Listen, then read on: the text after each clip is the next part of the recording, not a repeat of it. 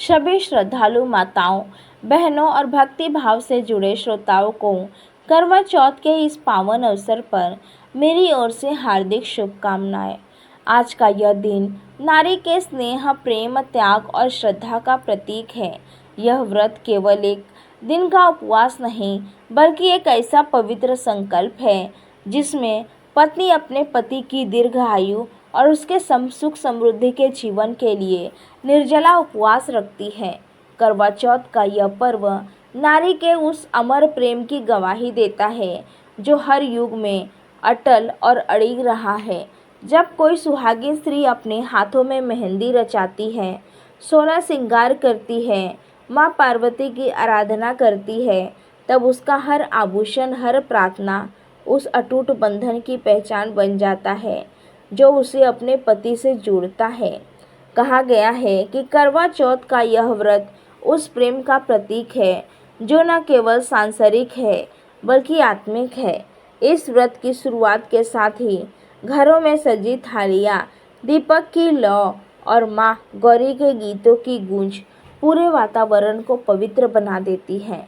यह वह दिन है जब स्त्रियां न केवल अपने पति के लिए बल्कि पूरे परिवार की मंगल कामना करती हैं।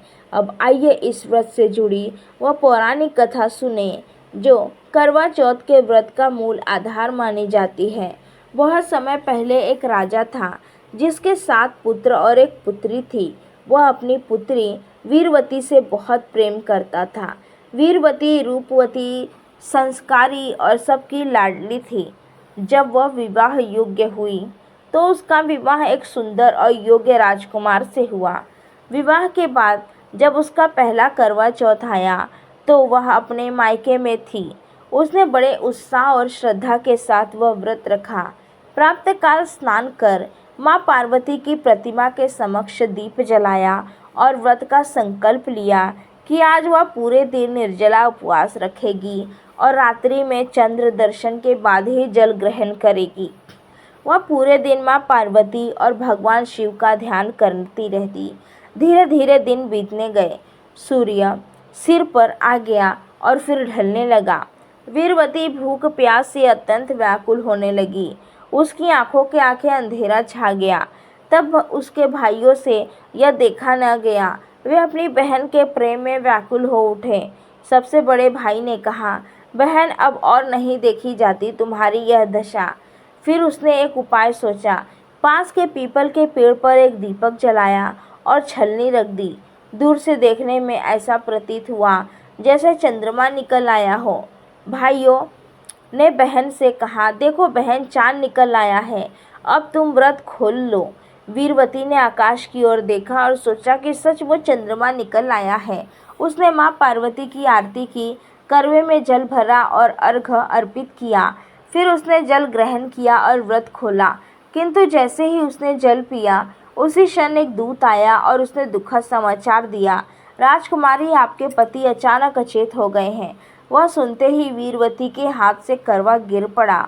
उसकी आंखों में आंसू झरने लगे और वह रोती हुई अपने ससुराल पहुंची। वहां उसने देखा कि उसका पति निष्प्राण पड़ा है। वह विलाप करने लगी, माँ पार्वती से प्रार्थना करने लगी, हे माँ, मैंने क्या अपराध किया है? मैंने तो पूरे मन से आपका व्रत किया था, फिर भी मेरे सुहाग पर संकट क्यों आया? वीरवती ने अन्न जल का त्याग कर दिया। वह दिन रात अपने पति के पास बैठी रही, आंसू बहाती रही। उसकी यह भक्ति देखकर एक दिन माँ पार्वती स्वयं उसके सामने प्रकट हुई। माँ ने कहा, पुत्री, तुम्हारा दुख मैंने देखा है। तुम्हारी श्रद्धा और सात्विक से मैं प्रसन्न हूँ, परंतु तुमसे एक भूल हुई है। तुम्हारे भाइयों ने छलपूर्वक तुम्हें झूठा चांद दिखाया और तुमने असली चंद्रमा को अर्घ्य दिए, बिना व्रत तोड़ दिया। यही कारण है कि तुम्हारे पति का प्राण छिन गया है। लेकिन चिंता मत करो, मैं तुम्हें वरदान देती हूँ कि यदि तू 12 महीने तक श्रद्धा से प्रत्येक पूर्णिमा और चौथ का व्रत करेगी तो तेरा पति पुनः जीवित हो जाएगा। यह कहकर माँ पार्वती अंत ध्यान हो गई। वीरवती ने उसी क्षण संकल्प लिया कि वह माँ की आज्ञा का पालन करेगी। उसने 12 महीने तक प्रत्येक मास का व्रत किया, अन्न जल का त्याग किया और माँ पार्वती को ध्यान किया। उसका भक्ति और विश्वास के समय को भी झुका दिया। 1 वर्ष पूरा होते ही जब अगला करवा चौथ आया तब माँ पार्वती पुनः प्रकट हुई और बोली, तेरा तप सफल हुआ, तेरा पति दीर्घायु और स्वस्थ रहेगा। उसी क्षण वीरवती के पति ने अपनी आंखें खोली, वहां उठ बैठे। वीरवती की आंखों के खुशी के आंसू झरने लगे। उसने बार बार माँ पार्वती को प्रणाम किया और कहा, हे माँ, आपके आशीर्वाद से मेरा जीवन फिर से उजाला बन गया। उस दिन से यह व्रत हरे सुहागे स्त्री श्रद्धा और विश्वास के साथ करती हैं। यह कथा हमें सिखाती है कि नारी का प्रेम, उसका सात्विक और उसका विश्वास इतना प्रबल होता है कि वह मृत्यु को भी जीत सकता है। करवा चौथ का यह व्रत केवल पति के लिए नहीं बल्कि उस पवित्र बंधन के लिए है जो दो आत्माओं को जोड़ता है। यह व्रत माँ पार्वती और भगवान शिव के दिव्य प्रेम का प्रतीक भी है। जिस प्रकार माँ पार्वती ने भगवान शिव को पाने के लिए कठोर तप किया, उसी प्रकार हर स्त्री अपने पति की लंबी आयु और सुखी जीवन के लिए यह तपस्या करती है। करवा चौथ के दिन का हर नियम और परंपरा गहरी आध्यात्मिक भावनाओं से जुड़ा है। सुबह सास अपनी बहू को सरगी देती है, जिसमें फल, मिठाई, मेवे और हल्का भोजन होता है। यह बहू के प्रति सास के प्रेम और आशीर्वाद का प्रतीक है। दिन भर स्त्रियां निर्जला उपवास रखती हैं और शाम को 16 श्रृंगार करती हैं। सिंदूर, बिंदी, मेहंदी, चूड़ियाँ, काजल, कंगन, मांग टीका, नथ, बिछुए, हार, पायल, गजरा, इत्र, बाला, साड़ी और ओढ़नी से यह 16 श्रृंगार नारी के सौंदर्य और सौभाग्य का प्रतीक है। शाम होते ही स्त्रियां एकत्र होकर माँ गौरी के मूर्ति के समक्ष दीपक जलाती हैं, करवे में जल भरती है और कथा का श्रवण करती है। कथा के अंत में माँ पार्वती और भगवान शिव की आरती करती हैं। जब रात में चाँद निकलता है तब थाली में दीपक, चावल और करवा लेकर वे चंद्रमा की छलनी को देखते हैं, फिर उसी छलनी से अपने पति का चेहरा देखती है। यह दृश्य हर घर में प्रेम और श्रद्धा की सबसे सुंदर झलक बन जाता है। इसके बाद चंद्रमा का अर्घ्य देकर अपने पति के हाथ से जल ग्रहण करती है और व्रत खोलती है। यह व्रत भावनाओं और आशीर्वाद से भरा होता है।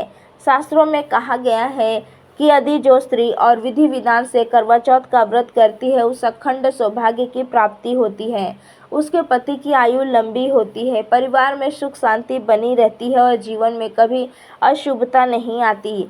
यह व्रत केवल पति की लंबी आयु का ही नहीं बल्कि आत्मिक संयम और मानसिक दृढ़ता का भी प्रतीक है। भूख प्यास की परीक्षा केवल शरीर की नहीं बल्कि आत्मा की शक्ति की पहचान है। यह व्रत सिखाता है कि सच्चा प्रेम वही है जो त्याग, धैर्य और समर्पण से भरा हो। जब कोई स्त्री यह व्रत करती है तो वो केवल धार्मिक क्रिया नहीं निभा रही होती है बल्कि वह अपने प्रेम को ईश्वर के स्तर पर उठा रही होती है। यही कारण है कि करवा चौथ का यह व्रत संसार के सबसे पवित्र व्रतों में से एक माना गया है। इस दिन जब रात में आकाश में चांद निकलता है तो ऐसा लगता है मानो माँ पार्वती स्वयं उस चांद की रोशनी में सुहागिनों को आशीर्वाद दे रही हो।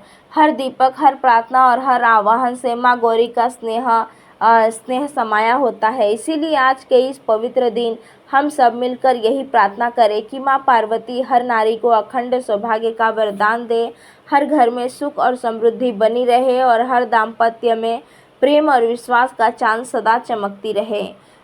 जय माँ गौरी, जय भगवान शिव। सभी माताओं और बहनों को करवा चौथ की हार्दिक शुभकामनाएं। आपके जीवन में सदैव प्रेम, सौभाग्य और सुख की चांदनी बनी रहे। तो भक्तजनों, ये थी करवा चौथ की पौराणिक और प्रेरणादायक कथा। माता पार्वती सबके सुहाग को अटूट रखें और आपके परिवार में सदा प्रेम और समृद्धि बनी रहे। अगर यह कथा आपको अच्छी लगी हो तो वीडियो को लाइक और शेयर ज़रूर करें और ऐसी ही धार्मिक कहानियाँ सुनने के लिए हमारे चैनल को सब्सक्राइब ज़रूर करें। जय माता पार्वती, शुभ करवा चौथ।